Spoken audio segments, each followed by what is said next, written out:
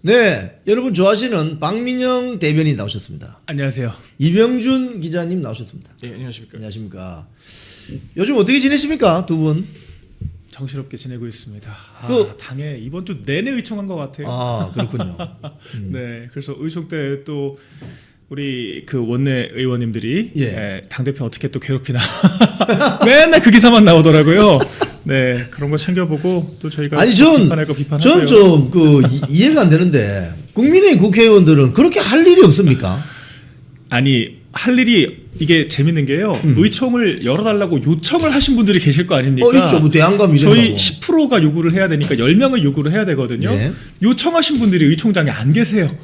아, 그래요? 그러니까 아니 자기네들이 의총 열어달라고 했는데 당대표 괴롭히려고 열었더니 막 당면 개정 얘기하고 막 행정통합 얘기하고 하니까 나는 그런 거는 관심 없다 이제 이거예요. 그러니까 왜 지금 당대표 얘기해야지 저런 얘기해야지 왜 저런 얘기하냐고 점심 먹으러 가시고 뭐 한다고 나가버리고 그 당사자들이 그 자리에 없답니다. 그러니까 멀쩡한 다른 의원들만 한 20명 정도 자리 지키고 있고 한 절반 정도는 아예 안 오시고요. 요청한 사람들 다 나가버리고요. 이게 뭡니까 대체? 제가 장입니다. 제가 그때 MBC 뭐 이런 뉴스 쇼츠를 보니까 예. 한지아가 나가다가 네. 또 기자들한테 또 몇 마디 하더라고요. 그러니까요. 의총장 왔는데 뭐 다른 이야기만 하다가 계속 시간을 끈다는 둥. 구시렁구시렁 그러면서 또 그죠? 그러니까 오로지 그 장동혁 대표 혼내주는 게 일이군요. 그러니까 의총 소집 요건을 제가 봤을 때 바꿔야 됩니다. 적어도 자기네들이 의총 열어달라고 했으면 자리는 지켜야죠. 10%가 열어가지고 90% 고문하는 건데 이게 뭡니까 대체? 아니 그리고 당 대표 지난주에 사진 보면서 이 당은 대체 당원들이 뽑은 당대표를 뭐라고 생각하나 다들 그러셨을 것 같아요. 그래요. 아니 무슨 일진놀이 하는 것도 아니고 우리 그 수학여행 갈 때 맨 뒤에 5명 이렇게 다리 꼬고 앉아있고 앞에 모범생들 노려보면서 괴롭히고 딱 그 장면 연출되지 않습니까? 배현진이면 바로 뒤에 보란듯이 앉아가지고 다리 꼬고 주먹 움켜쥐고 있고 그 박정원 의원은 뭐 그게 자랑이라고 압박용 맞다 목적 달성했다 그러고 또 떠들고 다니고 이게 대체 뭐 하는 겁니까? 정신 좀 차리셔야 됩니다. 이거 지금 어제 같은 경우는 그 최고 중진 회의라는 게 있던데 제가 어제 그 당원 당규를 찾아봤거든요. 최고 중진 회의라는 건 공식적인 당 기구가 아니던데 그렇죠. 왜 그 사람들이 장동혁 대표 보고 정례적으로 만나서 뭐 회의하자 왜 그러는 거죠? 그러니까 저는 솔직히 그 최고 중진 회의 그러니까 중진들끼리 모여서 이제 회의를 한다는 건데 그거 자체가 뭔가 그 자기네들만의 어떤 특권 의식에 찌든 게 아닌가. 중진이 뭐라고 자기네들끼리만 모여서 회의를 합니까? 그 사람들이 뭐 지도부로 뽑힌 사람들도 아니고. 그러니까 그거 자체가 굉장히 좀 잘못된 문화 같아요. 네. 근데 거기서도 뭐 약간 중진들마다 의견이 갈리긴 했지만 대부분 다 장도혁 대표한테 성토를 하고 비판을 하고 윤석열 대통령이 절연해야 된다. 그 얘기를 이제 많이 하더라고요. 근데 뭐 어차피 의총에서 다 했는데 뭐하러 또 그렇게 중진회의까지 잡아가지고 그 하는지. 그러니까 결국 그것도 저는 장도혁 대표의 리더십 흔들기, 대표의 힘 빼기 이런 것들을 위한 일종의 저는 공작을 하는 게 아닌가. 지금 장동혁 의원이 당대표가 안 되었다면 우리 일반 당원들이나 또는 일반 국민의힘 지지자들이 이런 어떤 적나라한 민낯을 모르고 지나갈 뻔했어요. 맞습니다. 그러니까 지금 보니까 대안과 미래라는 뭐 소장파, 개혁파라고 언론에서 올드 미디어에서 지칭을 하지만 사실상 그 정치한지 한 20년 된 사람도 있어요. 거기 보면. 맞습니다. 근데 그게 무슨 소장파입니까? 하여튼 그런 자들, 초재선 중심으로 그런 사람들은 밑에서 흔들어대고 또 위에 중진들이라고 하는 사람들 한 18명 정도 모였는데 다는 아니지만 뭐 계엄 때 보면 뭐 말도 안 되는 소리를 하거나 그 광장에 나와 얼굴 한번 내비친 적 없는 국민의 민심을 제대로 알까? 라고 의심을 살 수밖에 없는 그런 사람들인데 아래 위로 흔들어대니까 지금 장동혁 대표가 당내에서 엄청 괴롭겠구나. 이걸 이제 알게 된 거 아닙니까? 저는 지금 최근에 뭘 느끼냐면요. 김용태 의원은 지금 또 해외 나가 있다고 하더라고요. 김용태. 네, 이게 국내 상황이 이렇게 엄중한데 뭐 엄청난 중요한 이슈가 있었는지 제가 잘 알아보진 못했습니다만은 제가 든 생각은 뭐냐면 대통령 탄핵당하고 지금 나라가 이렇게 어렵고 당원들 너무 고통받고 계시고 지금 보수 진영 자체가 거의 괴멸 수준까지 와 있고 지금 장덕 대표 이렇게 흔들어대는 세력들 그나마 좀 이거를 회복해보고 정상화하려고 하는 사람들에 대해서 이렇게 비토를 하고 있는 상황이 결과적으로 국회의원들은 영향을 안 받기 때문에 그런 것 같아요. 그러니까 대통령이 탄핵을 당하든 무슨 당 지지율이 떨어지든 뭐 당원들이 나가 떨어지든 말든 국회의원들은 그냥 임기 보장되고 어차피 그냥 다시 공천장 받을 때 적당히 한동훈 같은 사람 비대위원장 세워가지고 그러니까 엄밀히 따지면 국민들이 뽑아준 대표 아니지 않습니까? 지금 계신 분들 한동훈 파들 다 그냥 단수 공천 받고 비례대표 할당제로 들어오고 그냥 그 양지 바른 곳에 가가지고 되신 분들이잖아요. 그런 사람들이 무슨 당원 무서운 줄 알고 국민 무서운 줄 알겠습니까? 그러니까 그냥 4년 임기 동안에 나는 상관없다라고 누릴 대로 누린 다음에 공천장 받을 때 되면 또 자기 마음대로 지도부 꾸리려고 하는 것 같아요. 제가 봤을 때. 그러다 보니까 일반 국민의 눈높이에도 안 맞고 당원들의 눈높이에도 안 맞고 그냥 마음대로 하는 게 아닌가 생각이 들거든요. 굉장히 아나무인 구조예요. 결과적으로 국회의원을 뽑는 우리 당의 공천 과정부터 총체적으로 바꿔야 한다라고 하는 이 당의 모순을 정말 총체적으로 본 게 아닌가 생각이 들고 말씀하신 것처럼 장동혁 대표 당대표 됐기 때문에 지금 당원들 1.5배까지 늘었습니다. 당비례는 당원들이 110만 명을 넘었죠. 장 대표 안 됐으면은 75만 명은 지켰을까 싶어요. 이런 식으로 위아래로 흔들고 자기들 마음대로 하면서 어제 엄태영 의원은 저는 보고 좀 충격을 받았는데 당원들에게 그렇게 표현을 하더라고요.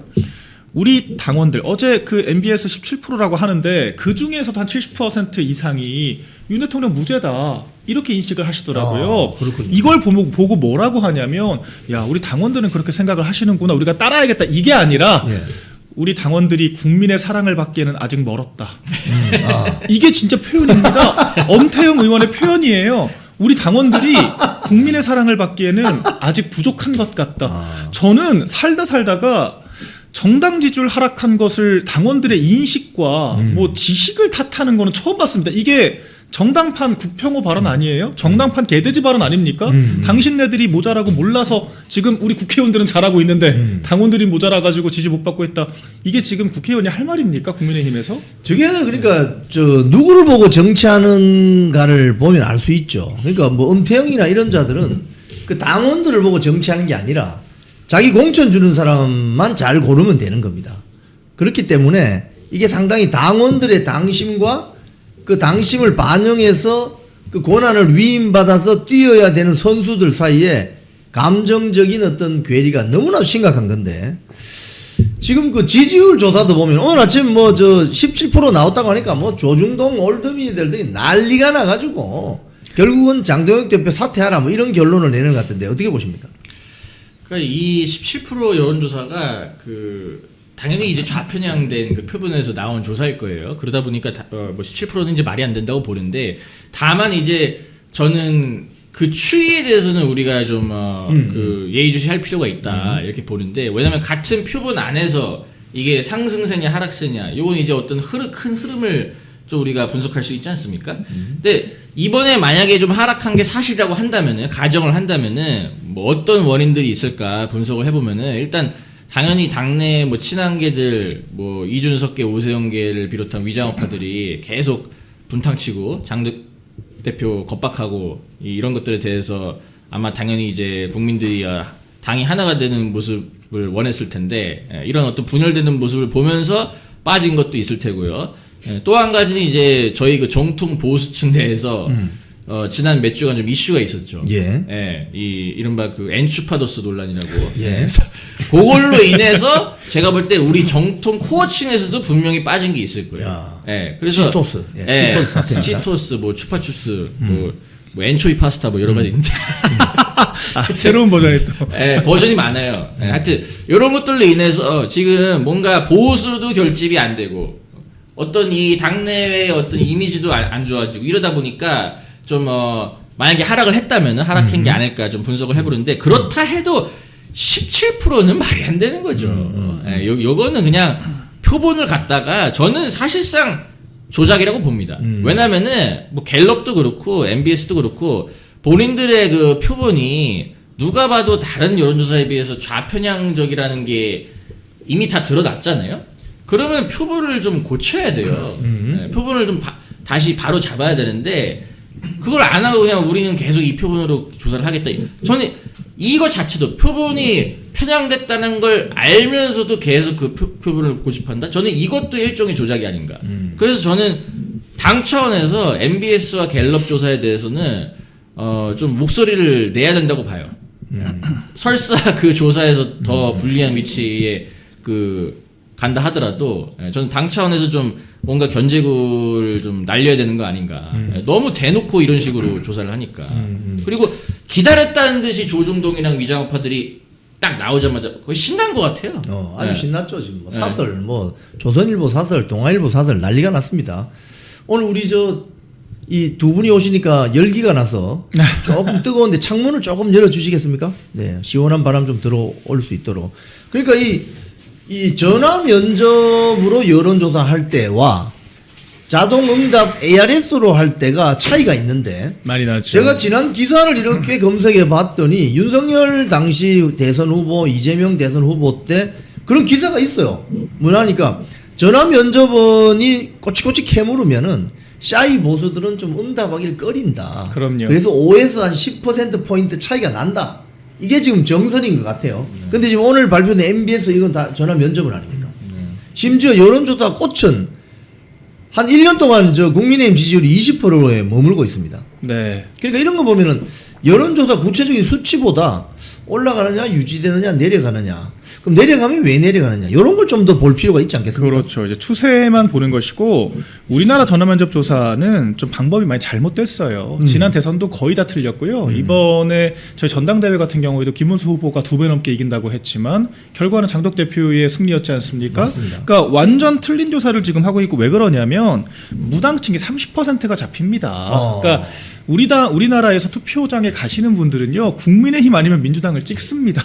양당제 국가에서 무당층 30%를 가지고 조사를 한다는 건요 사실상 700개 샘플 가지고 한다는 것과 다름이 없기 때문에 의미가 없습니다. 그러니까 선거 가까워지면 전화 면접도 이제 무당층이 거의 10%까지 줄어들거든요. 예. 그러니까 그때 가서의 ARS로 수렴을 한다라고 저는 표현을 하거든요. 그래서 현 시점에서는 뉴스 소비를 거의 안 하고 투표 의사가 없는 사람들을 무더기로 이 난입시킨 조사 자체가 값어치가 떨어진다라고 일반적으로 분석을 하는 것이고요. 그리고 말씀하신 것처럼 그 내부 세부를 따져보는 게 중요한데 실제로 우리 국민의힘 보수 진영이 어쨌거나 지금 대표 정당이지 않습니까? 부끄럽지만 그런 국민의힘에서조차도 보수를 부끄러워하잖아요. 자꾸 보수를 진보시키고 싶어하고 미래와 연대를 하고 싶어하고 이런 지금 노선을 가고 있기 때문에 보수층 자체가 이 전화면접원에게 나 보수예요 하기가 지금 자랑스럽지가 않은 거예요. 이게 실제로 지표로 나타나는 것이 이거 MBS로 제가 다 비교를 하는 겁니다. 예.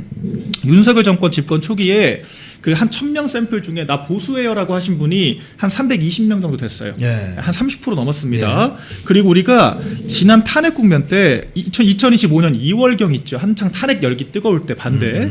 그때 360명, 36%까지 이 보수층이 잡혔어요. 예. 근데 지금 이번 주 어떠냐면요 250개 잡혔습니다. 그러니까 보수라고 응답하는 분 자체가 10% 넘게 줄어들었어요. 그러니까 우리가 이 지표 자체의 신뢰성을 떠나서 추세를 봤을 때는 전화면접원의 문제가 됐건 정당의 문제가 됐건 스스로 이제 보수라고 인식하는 분들이 줄어들고 있다는 겁니다. 그리고 지지율이 뭐 40% 넘었다가 30까지 빠지는 거는 뭐 중도 이탈이라고 할 수도 있겠지만 지금 이미 우리 당에는 중도층 지지라고 하는 것이 되게 미미하다라고 평가를 받아요. 예. 그러면 집토끼만 제대로 규합해도 40, 30은 돼야 되는 거예요. 그럼 예. 이게 20이 안 된다는 건요. 간단합니다. 집토끼한테도 매력적이지가 않기 때문에 보수층이 스스로 보수라고 하는 거를 부끄럽게 느끼게 만드는 정당이기 때문에 지금 지지를 안 하고 응답을 안 하는 거거든요. 그러면 우리가 일단 집토끼들을 규합하는 전략으로 가야지 무슨 10%대 20%대 나오는데 중도 확장으로 진단을 합니까? 이건 여론조사 완전히 잘못 해석을 하고 있는 거죠.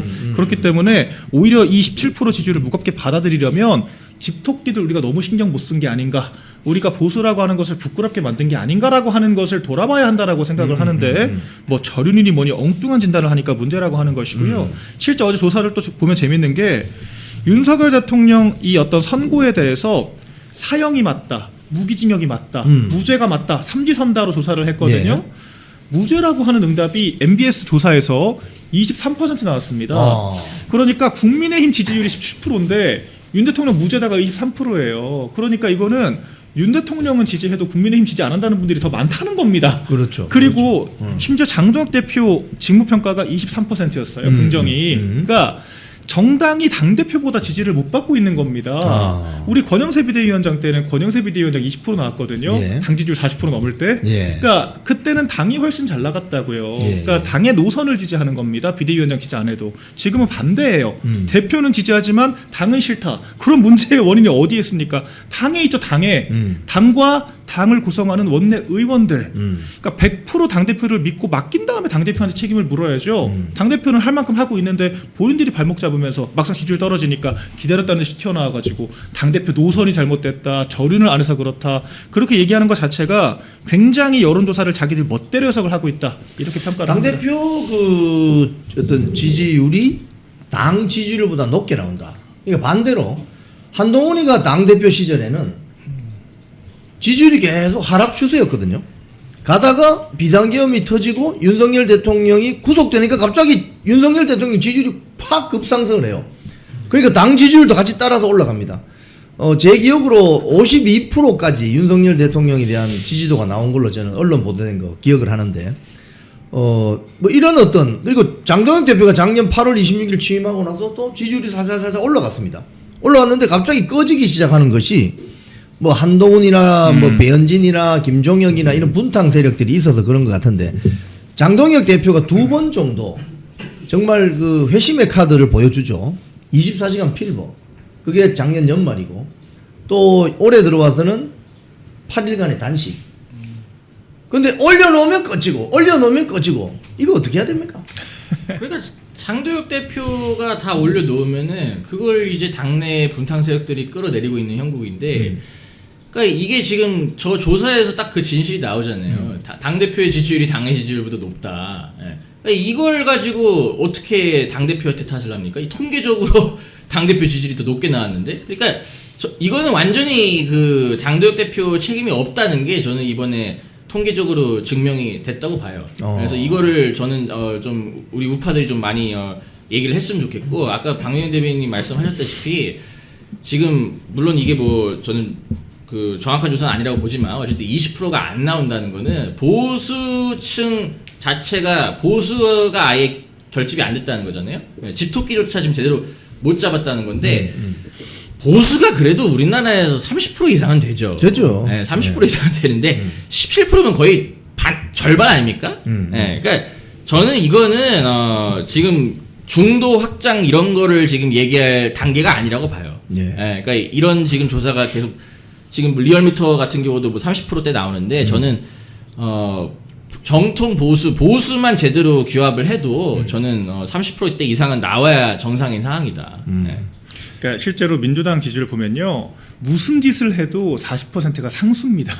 이게 왜 그러냐면요, 민주당은 지금 단순하게 보시면 돼요. 민주당에서 개딸들 이런 식의 엄태영 의원처럼 우리 개딸들이 국민들의 사랑을 받기에는 먼 것 같다, 그런 표현 씁니까? 말이 안 되죠. 그러니까 아무리 당원들이 정말 무리한 요구를 해도 우리 당원들께서는 그런 요구 하지도 않아요. 민주당 당원들은 무슨 뭐 법 왜곡죄니 무슨 공소취소 모임이니 엉뚱한 얘기 하는데, 민주당은 자기네들이 그걸 받든단 말입니다. 그렇기 때문에 확장성은 뭐 확장성 얘기 하지도 않아요. 민주당은 그냥 40% 집토끼들 상수로 안고 가는 거예요. 그러다가 선거 딱 한 달 앞두면은 저간의층들한테 나 사실은 중도 보수야, 사기치지 않습니까? 그러니까 뭐 이제 이런 식으로 해서 막판에 저간의층들을 끌어들일 방식을 선택을 하고 40% 상수의 10% 결합을 전략으로 택하는데, 우리 당은 아니 보수층이 저는 40은 넘는다고 봐요. 근데 보수 지지자들도 절반도 지금 국민의힘 지지 안 하는데 보수층도 결집 못 시키는 정당이 무슨 얼어죽을 확장을 합니까? 그러니까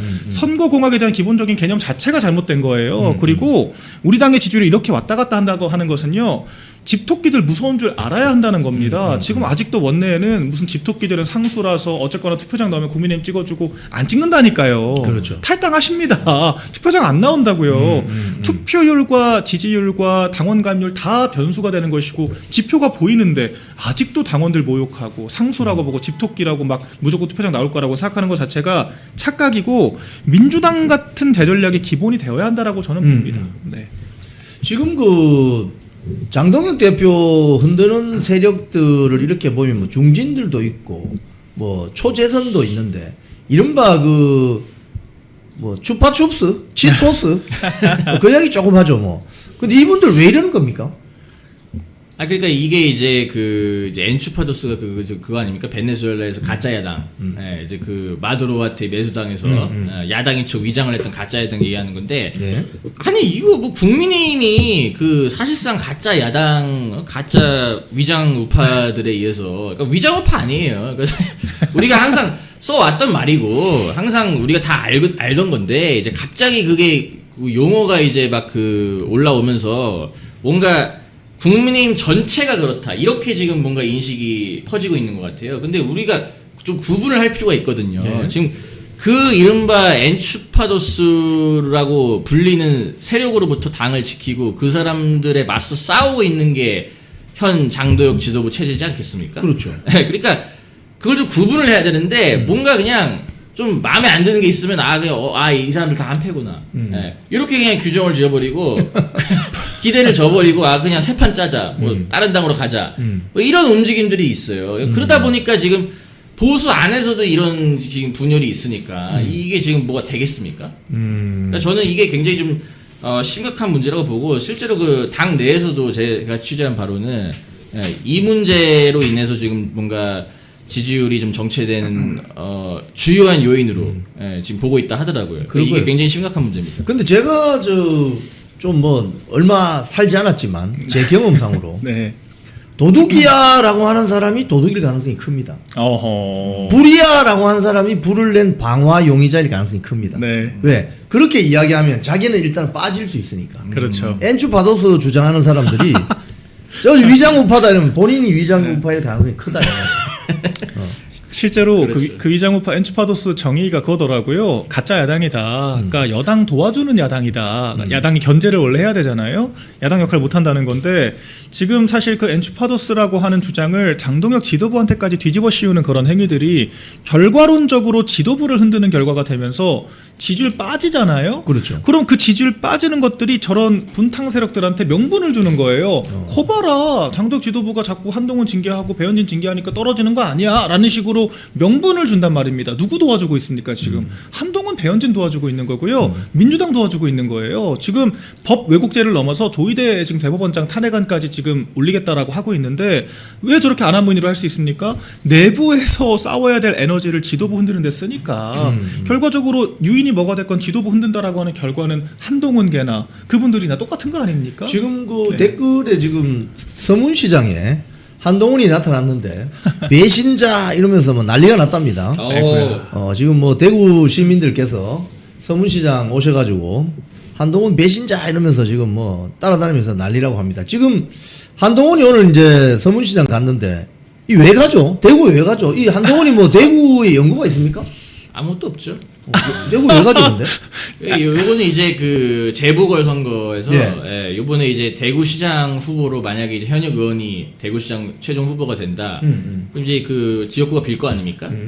그 지역구에 이제 나가겠다. 그런 지금 전략인 것 같은데, 제가 그저께랑 어저께 계속 얘기했어요. 여러분들이 다른 데는 몰라도 서문시장 여기는 어떻게 보면 보수의 성지 아닙니까?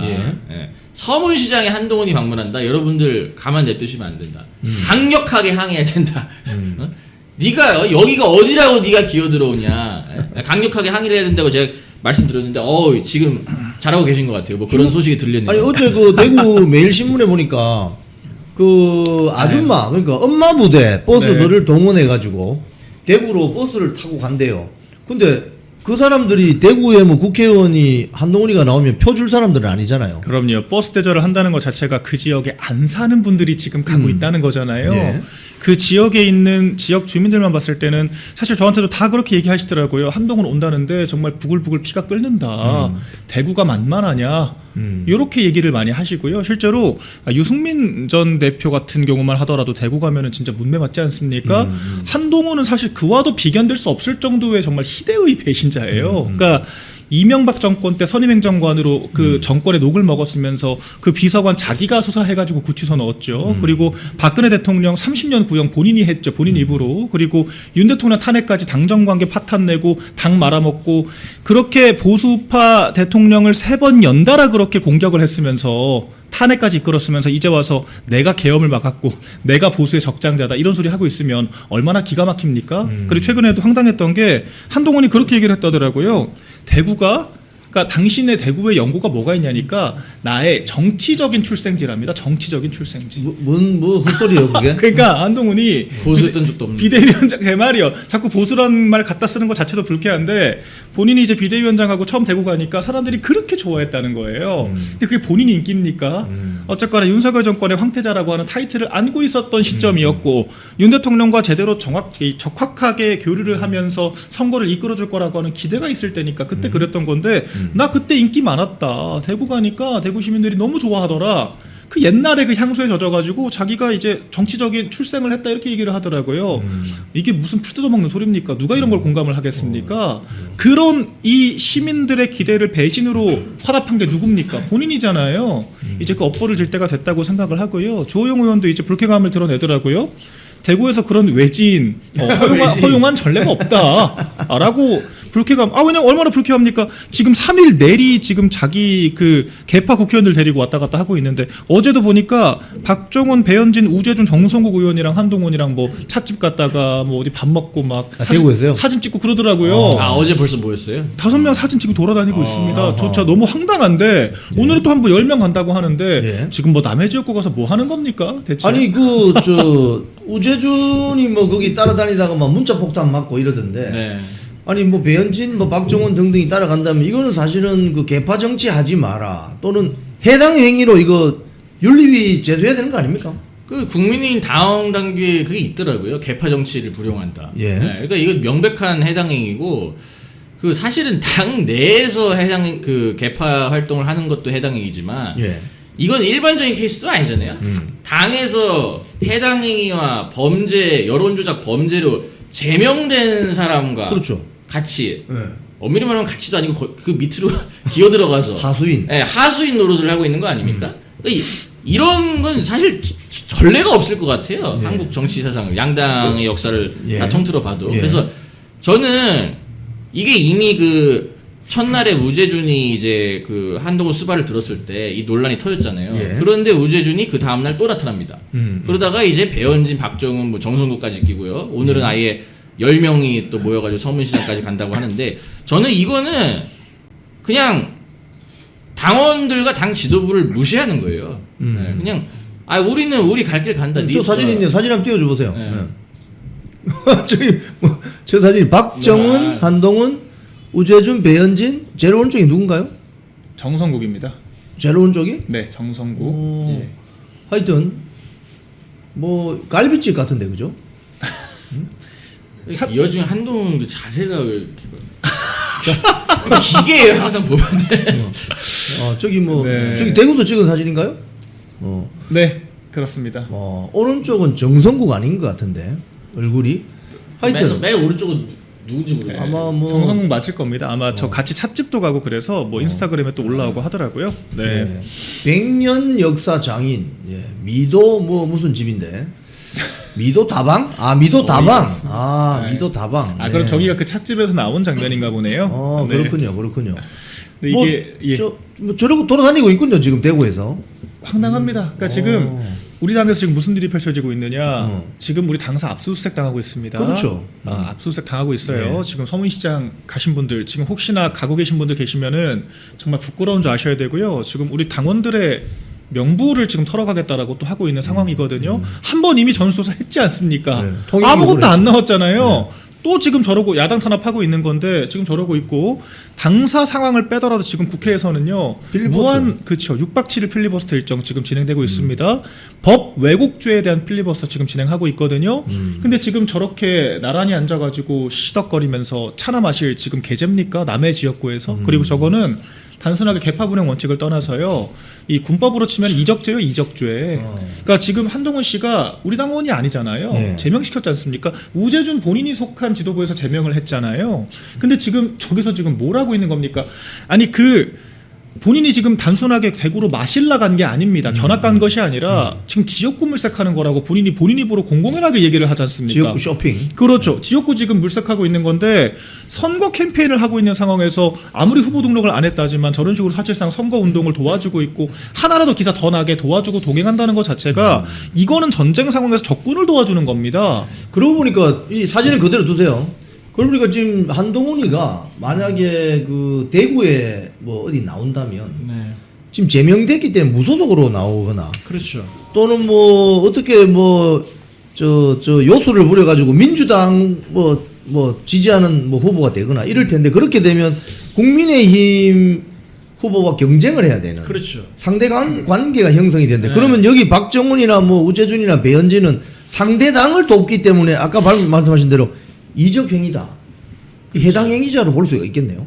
그러니까 이게 그 중요한 게 이상기 위원장이 잘 짚어주셨거든요. 예. 한동훈은 국민의힘의 경쟁 상대가 될 수 있는 될 가능성이 굉장히 높은 그렇죠. 예, 그런 어떤 사람이기 때문에 그 사람과 어떤 같이 개파 활동, 정치 활동을 한다는 것 자체가 당을 배반하는 행위다. 예, 그러니까 이거는 윤리에 당연히 징계에 들어가는데 해가지고 이상기 위원장이 이제 지금 그 징계 요청을 지금 한 것으로 알고 있는데 하여튼 이거는 너무 명확해요. 예, 본인들이 이거는 뭐 제가 볼 때는 이걸 감수하고 하고 있다고 봅니다. 예, 감수하고 그냥 어떻게든 이 한동훈을 띄우고 분탕을 쳐서 장도혁 지도부를 흔들고 결국 저는 지방선거 고의 패배 공작을 하고 있다고 봐요. 예, 그러니까 지금 이 사람들이 지금 왜 이렇게 자신만만한 거냐? 우재준이 그 엊그제 보니까 당원한테 한동훈이 복당할 거다. 내기합시다. 뭐 그런 문자를 보냈더라고요. 예. 그러니까 왜 그렇게 자신만만하냐? 본인들이 어떻게든 분탕을 쳐서 지방선거를 패배하게 만들고 그럼 당연히 이제 이거 장도혁 때문이다 해서 장도혁 대표 끌어내리고 결국 비대위로 가면은 지금 조선일보는 한동훈 비대위를 생각하고 있다는 거거든요. 네, 그러니까 결국 우리가 다시 이 당권을 줄 수 있을 거다. 우리가 다시 주류 세력으로 복귀할 수 있을 거라는 그런 어떤 좀 자신감이 있는 것 같아요. 아니 그 당 대표라는 것은 임기가 2년으로 정해져 있는 당 대표잖아요. 그럼 그럼요. 선거 질 때마다 그러면 당 대표 물러나면 또 비대위 만들고 뭐 출처 불명의 사람들이 또 들어오게 되고 이렇게 될 텐데 아니 이번 지방선거 뭐 성적표에 따라서 뭐 장동혁 대표가 사퇴해야 되는 겁니까? 그런 건 아니잖아요. 전 아니라고 봅니다. 만약에 지방선거를 저는 뭐 크게 질 거라고 생각 들지도 않지만 만약에 진다라고 하더라도 지금 이렇게 대표 괴롭히고 맨날 의총으로 발목 잡고 대표는 지금요 페이스북 들어가 보세요. 저런 사람들에 대해서 언급도 안 하시고요. 대여 투쟁만 묵묵하게 하고 있습니다. 설에도 혈혈단신 혼자 이재명과 이런 부동산 관련해서 논쟁을 벌였고요. 최근에도 곰팡이 백신 문제 있지 않습니까? 그러니까 당대표는 대여 투쟁만 하고 있어요. 단식 투쟁하고 있고 그리고 이제 필리버스터 같은 걸로 강력하게 항의를 하고 당대표는 할 일을 하고 있는데 지금 누가 발목을 잡고 있습니까? 이 사람들이지 않습니까? 그렇죠. 100번 1000번 양보해서 선거가 안 좋은 결과라고 하더라도 그 책임 누구한테 있습니까? 이 사람들한테 있는 거예요. 지금 이적행위 하고 있지 않습니까? 자기네들이 적군을 도와놓고 전쟁 패배하니까 우리 장군 탓을 한다? 누가 이런 논리를 동의를 하겠습니까? 그렇기 때문에 지금 대단히 잘못된 행동들을 하고 있는 것이고요. 그리고 우리 당은요. 당대표 임기 2년 지키는 버릇부터 해야 됩니다. 제가 좀 표현을 좀 거칠게 하자면 우리 당은 저는 정치적인 좀 지진화 상태라고 봐요. 정당 정치가 굉장히 성숙하지 못한 미숙아 단계입니다. 그런데 우리가 공부가 못 따라가는 성적을 못 따라가는 아이한테 뭐 영어 잘하라고 뭐 수학 잘하라고 문제집 10권 주는 것보다요. 일단 뭐 해야 됩니까? 2시간 동안 자리 그냥 붙들고 엉덩이 붙이고 앉아있는 법부터 가르쳐야 돼요. 우리 당은요. 이 무슨 뭐 당원들이 뭐 국민의 사랑을 받을 준비 어쩌고저쩌고 이런 얘기하는 정당이기 때문에 일단은 당대표 당원들이 뽑은 당대표 2년 임기 보장하고 자리 지켜주는 것부터 우린 공부를 해야 되는 거예요. 실제로 책임도 없고요. 네. 가령 그 지방선거 뭐 결과에 뭐 크게 뭐 영향을 받지는 않겠지만 예를 들자면 그럼 당원 총투표 하자. 그렇죠. 장동혁 투표하면 그 네. 임기 임기 보장하고 총투표에서 장동혁 연임으로 가자. 이렇게 되면 어떻게 될 것 같습니까?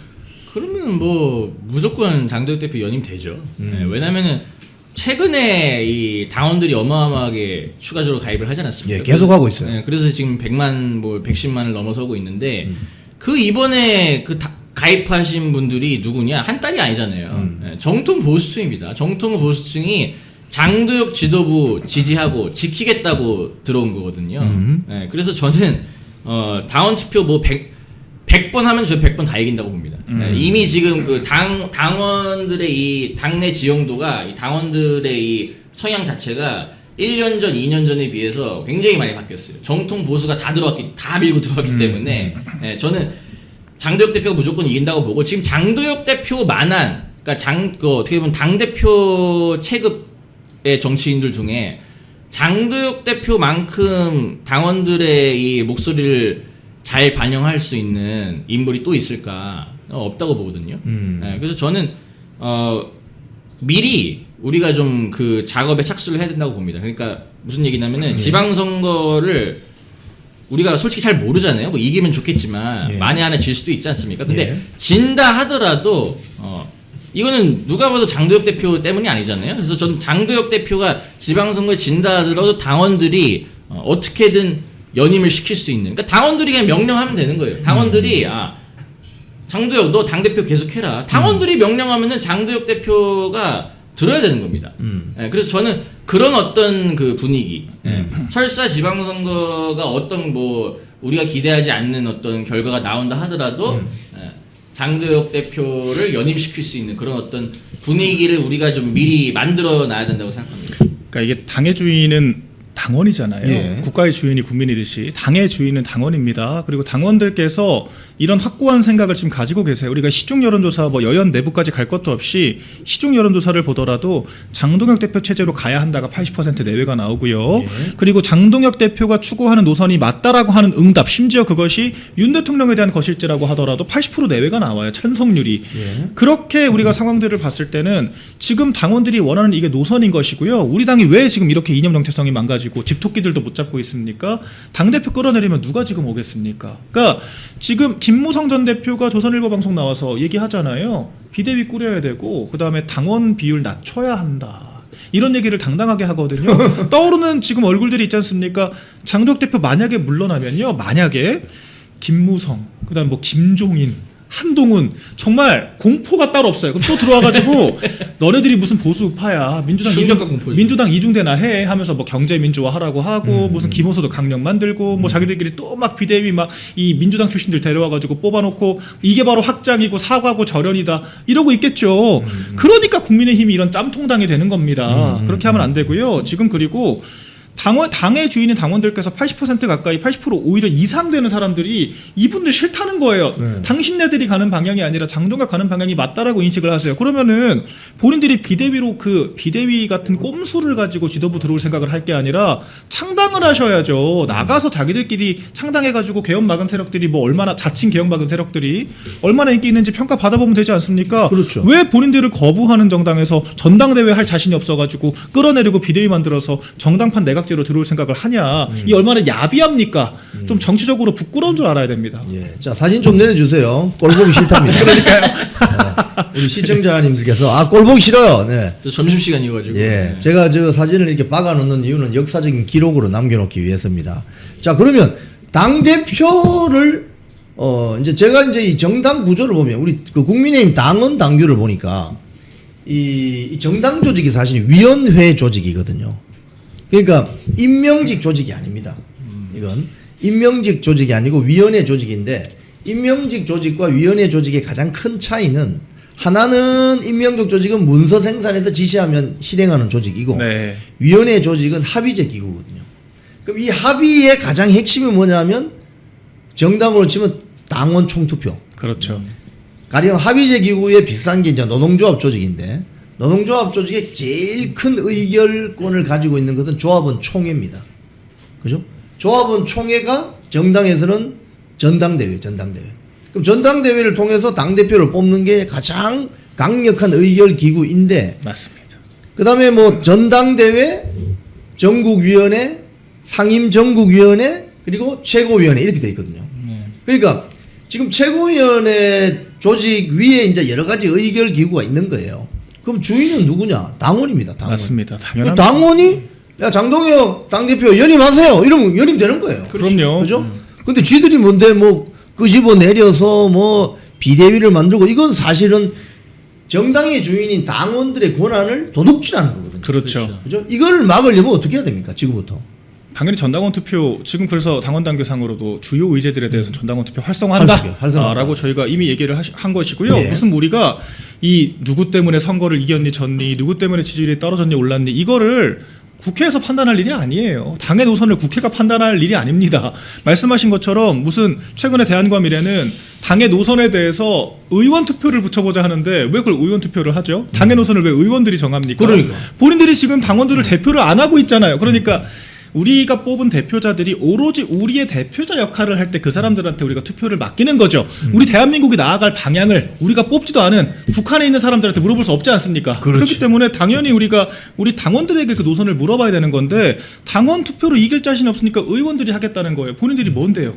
우리 당 간판 달고 국회의원 된 거 아닙니까? 지금 제가 저 뭐 학창시절 이야기하면은 우리가 뽑은 정교회장, 정교회장을 왜 각 반의 반장들이 야 정교회장 저 끄집어내리고 우리가 다시 뭐 정교회장 하자. 아니 그럼 정교회장 뽑은 우리 학생들은 뭐냐 이거예요. 그러니까요.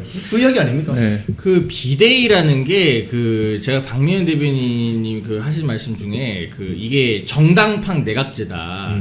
그 표현이 제 공감이 갔는데 정당판 내각. 이 내각제라는 게 진짜 그 정말 소수의 기득권들이 자기네들이 맞습니다. 돌아가면서 해먹기 딱 맞습니다. 그 좋은 시스템 아닙니까? 예. 근데 비대위가 딱 그런 느낌이에요. 비대위가 비대위가 비대위원장을 선임하는데 뭐 당원들이 그 거기에 뭐 영향력을 끼칩니까? 당원들이 개입을 하나요? 원내대표랑 의원들이 그냥 다 모여가지고 자기들끼리 결정하는 게 자기들끼리. 그렇지. 비대위원들도 비대위원장이 임명하는 거고. 그러니까 완전히 어떻게 보면 당원들의 그 기본적인 권리를 박탈하는 시스템이에요. 근데 이 비대위라는 이 어떻게 보면 굉장히 말 그대로 비상대책위원회. 그렇죠. 정말 비상 시기에 가끔가다 써먹어야 되는 카드인데 이 당은 너무 자주 써먹어요. 뭐만 하면 비대위야. 뭐만 하면 선거 지면 비대위. 심지어 선거 안 졌는데도 뭔가 좀 위기인 것 같다. 막 그런 그 언론 보도 나오면 이거 안 되겠네 비대위. 김기현 체제 때 그랬죠. 네, 김기현 체제 때 그랬죠. 그러니까 제 기억으로 뭐 비대위가 더 많았던 것 같아요. 최근에 보면. 실제 더 많습니다. 네, 그러니까 이게 정상이 아니에요. 이거는. 이게 네. 박근혜 대통령 탄핵 이후에 그동안 이제 이 뭐 국민의힘, 미래통합당, 새누리당, 한나라당 쭉 있었는데 비대위에서 가장 성공적인 비대위는 박근혜 비대위밖에 없습니다. 맞습니다. 2004년도인가요? 천막 당사 하면서 자 기득권 전부 포기하고 비 줄줄 내리는 그날 천막 당사에 전부 출근해가지고 거기서 야외에서 회의했던 그런 모습을 보고 국민들이 다시 우파 국민들이 박근혜 당 지도부를 이렇게 지지했던 거 외에는 다른 비대위는 전부 있지 않습니까? 아까 말씀하신 것처럼 지들끼리 나눠 먹고 지들끼리 공천 장사하고 지들끼리 빨아먹는 그래서 당이 완전히 당원과는 완전히 분리되어 있는 그래서 성공할 수가 없는 그런 상황이고 사실 주식회사에 뭐 주주총회 하면은 예를 들어 삼성전자 주주총회 하면은 주주들이 다 오잖아요.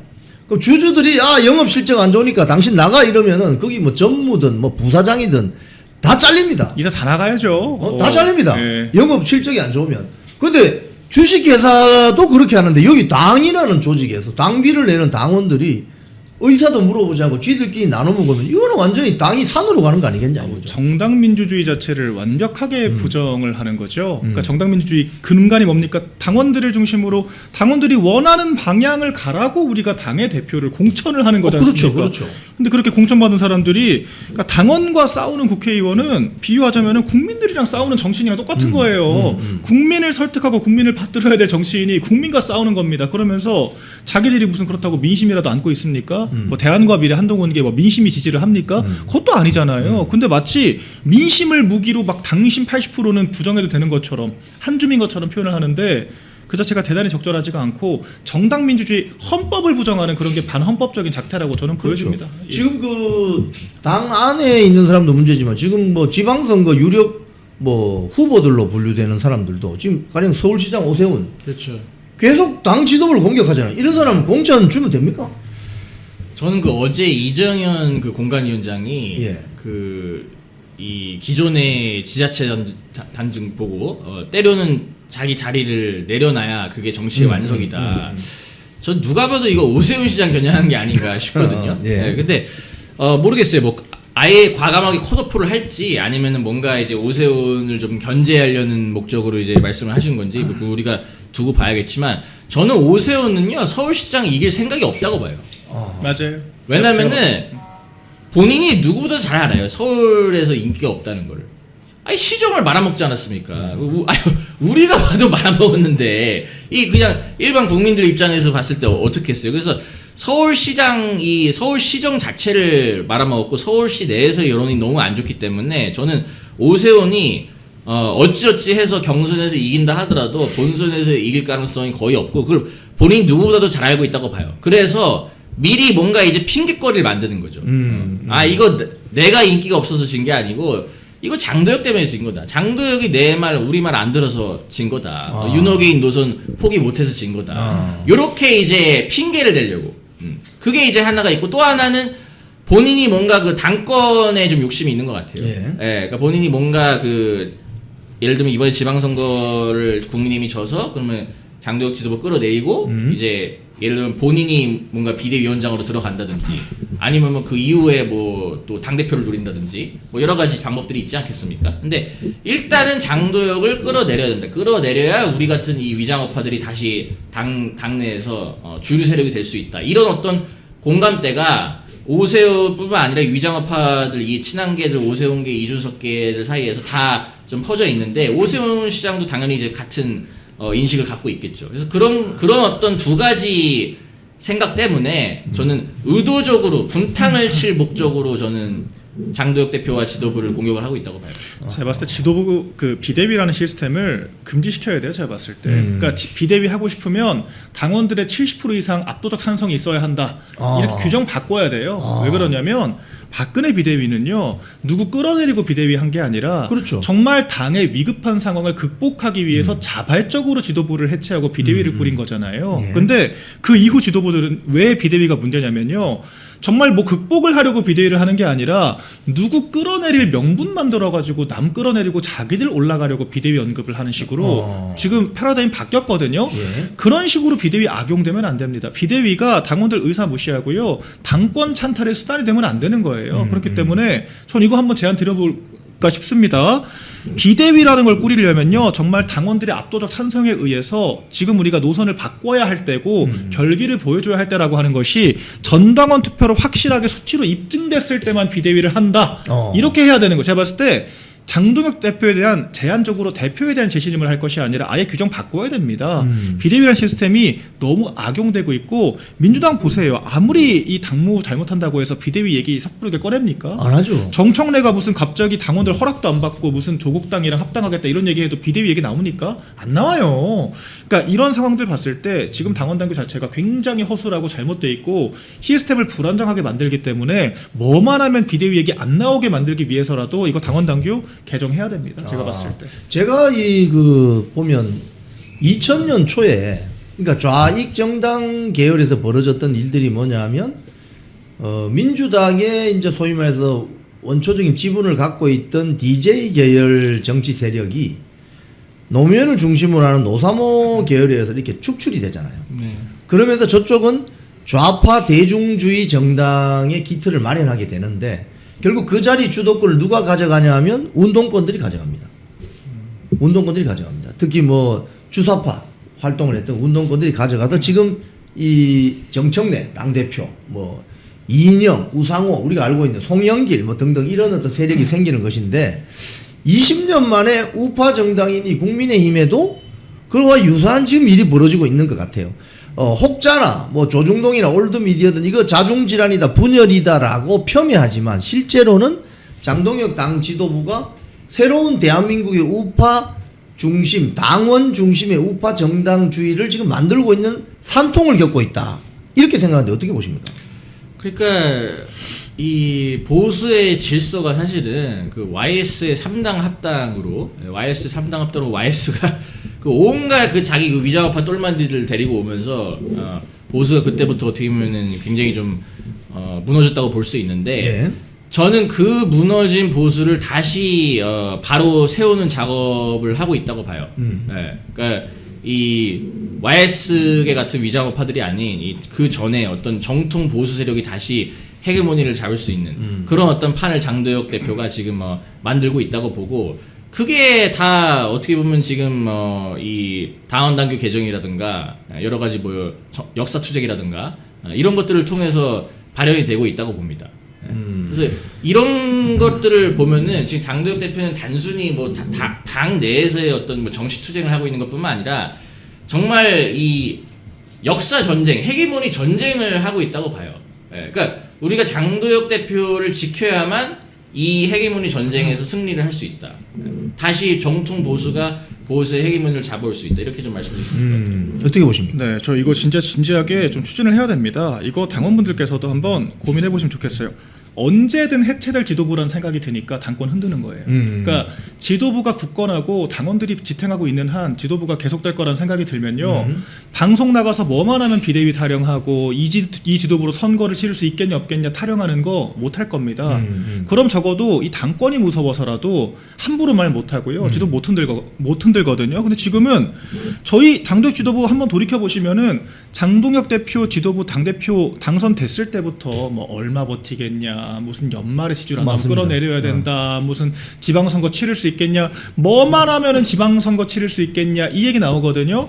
이거는 시스템의 문제예요. 사람의 문제가 아니라 누구를 뽑아다 놔도 어차피 무너질 거니까. 그러니까 지금 원내 의원들도 당원들이 뽑은 지도부를 존중하는 게 아니라 임기 보장받는 본인들이 더 갑이라고 지금 인식하는 거 아니겠습니까? 네. 이게 다 임기 보장을 안 해주고 불안정하기 때문에 발생하는 문제예요. 전 이거 근원적으로 좀 바꿔야 한다고 봅니다. 아예 금지하자는 게 아니라 지도부 바꿀 거면 당원들 허락받으라고요. 당원들 허락받고 바꿔라, 대표 바꿀 거면 당원들이 뽑았으니까 당원들이 내릴 수 있는 거예요. 그렇죠. 우리 하다못해 뭐 국회의원이나 우리나라 이제 주민소환제 하고 있잖아요. 단체장들 내릴 때 누구 허락받습니까? 주민들이 허락해야 그 단체장 내리는 것이. 그렇죠. 무슨 우리 지역에서 뽑았는데 국회의원들이 반대한다고 단체장 우리가 막 내려서 직위 해체시킵니까? 할 수 없잖아요. 원칙으로 돌아가야 한다라고 생각을 하고 이제 우리 제발 뭐만 하면은 지도부 해체 타령하는 그런 유약한 정당 탈피해야 된다. 이런 말씀 드리겠습니다. 자, 오늘 우리 박민영 대변인, 이병준 기자님 두 분 모시고 최근 이슈에 대해서 좀 말씀을 나눠봤습니다.